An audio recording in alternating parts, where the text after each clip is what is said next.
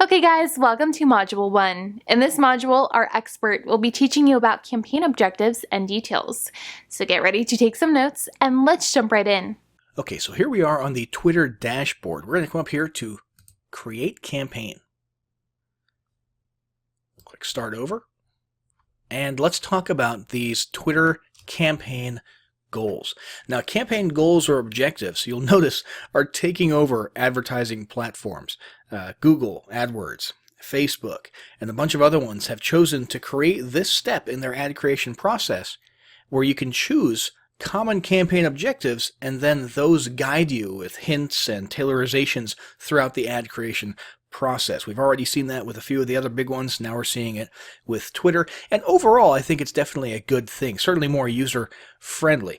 If you've been doing some of these on your own, sort of ad hoc in the past, then you'll probably notice it's a little bit different now. So let's talk about app installs first. App installs is pretty simple. If you have a mobile app, if that's your business, and you want to get more people to install it on their phone, literally click a link on Twitter, and then that takes them to the App Store for your respective, OS, and then install your app. This is what you're going for. This is your campaign objective. The next one is followers. Now it says on and off Twitter here, but obviously what we're talking about is gauging your campaign success by the number of people who end up following your profile on Twitter. And that's pretty powerful, especially if in addition to your advertising, you also do a lot of organic promotion or organic content on Twitter, and you want to increase the range of that organic reach. Increasing your followers with paid ads is a good way to do that.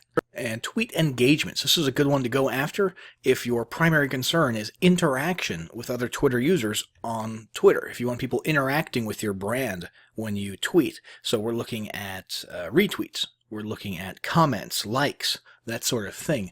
Those will be what you're measuring the success of these campaigns by. Over here we've got promoted video views. That's pretty self-explanatory. Video, although it's not thought of as the primary thing on Twitter, since there's length restrictions and stuff, is still pretty powerful on Twitter, and video ads are a pretty significant and impactful way to get your message across. Website clicks or conversions. This is probably the most standard issue, meat and potatoes type of campaign goal. This covers sort of everything, especially things like lead generation, right? So you actually want people clicking away from Twitter and coming over to your web properties, namely, a landing page where you're collecting a lead, or if you're doing content marketing, maybe to a content piece with a retargeting pixel, or if you're selling something directly, sales pages, e-commerce stores, product listings, that sort of stuff. All of that is going to come here, and my guess is somewhere around 60-70% of those of you who are watching this video are going to be relying on this one somewhat heavily. App re-engagements. So the app is already installed on their phone, and you want them to click on a Twitter ad that reminds them to log back in and use it. Okay, so if you're running some type of a video game app for iOS or Android, and this is a good way to get those people to log back into that app and play in that game with a nice, maybe a video ad or something. You actually see a lot of people doing this, a lot of companies doing this. What's that one? Clash of Clans is doing that type of thing with ads all the time.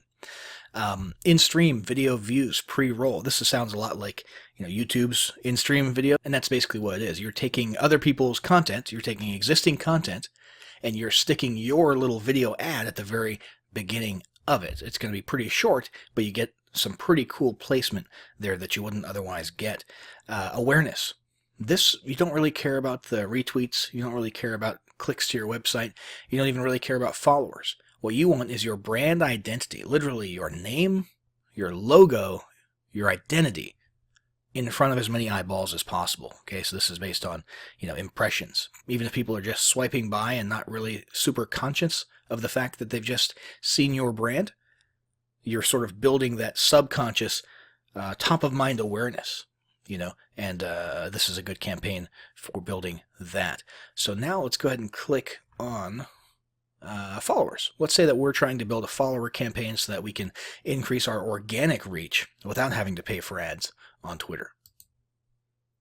All right, and how it works, this is a little explanation of how things work. You're going to promote your account to build an engaged audience. You're only paying for the followers you gain. So it doesn't matter what type of engagement you get on this post. We could get, 100 retweets and likes and comments and all that good stuff, clicks to our website, pretty much anything.